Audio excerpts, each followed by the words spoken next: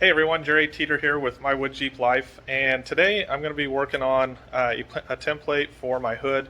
I've been doing a lot of research on YouTube and looking at different techniques on how to get the curvature and bend in wood, and so I think I found a technique that will work. But before I get to that, I need to make a template to get the curvature of the hood and my dimensions right, and so I'm going to be working on that today. And what I've got here is I've got the original hood from the 1980 Jeep CJ5, and to get the exact measurements from corner to corner, I've taken a piece of line leveling string and just taped it around the edge on the front side, and then the same thing again here on the back side. And then what I'll do is take that off, get it measured out, and then I've got some poster board that I'll use to get the angles correct and hopefully get a template here. And then what I'm going to do is take this sheet of plywood here, lay out my template, and then I'll actually cut grooves into the wood, not going all the way through, on the underside, and then that will allow me to bend the plywood into the same shape as the hood here. And so if it works correctly, I should be able to make this entire hood out of one sheet of plywood. And so I'll have to do some experimenting with the different thicknesses of plywood that I can use, but hopefully all goes well. We'll keep you up to date here, and we'll show you what happens. Okay, so while I was getting my template put together with the poster board, I decided to go on ahead and work on the structure of the hood and see if I could get the two support pieces to bend like I want to before I start cutting the plywood. And so I just want to show you here what I've got so far. And so on the front and the back of the hood here, you see these main support pieces that go through.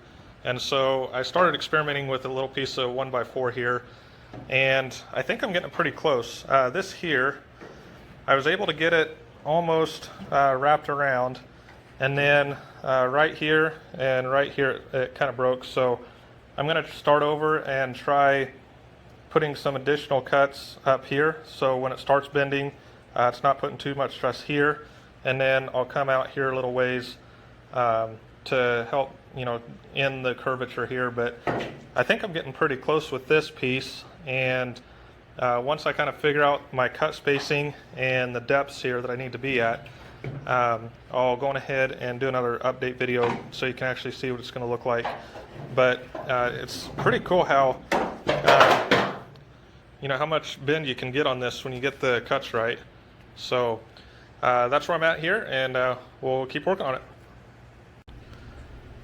Okay, so after multiple tries, it took me about 6 or 7 different tries with getting the spacing of the cuts down and where we needed to do them, but I actually was able to get this piece of 1x4 to follow that curve all the way around. And so I think this will be what we need to go across both ends when we do the actual pieces. But I guess for me this is a big win.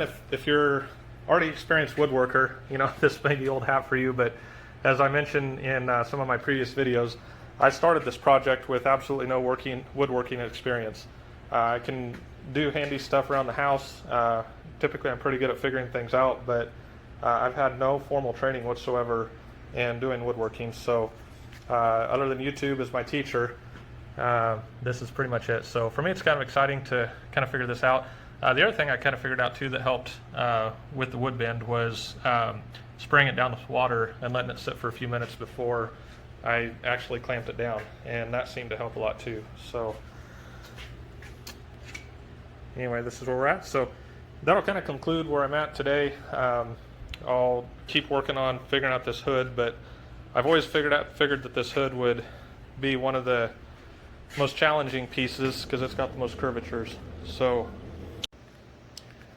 okay, so after my last update last night, I continued to do some experimenting, and one thing I kind of realized is that the videos I did earlier, I was showing the wood was going the other way, and what I realized is that I want the finished part to be on the outside here, on the underside of the hood, instead of this way.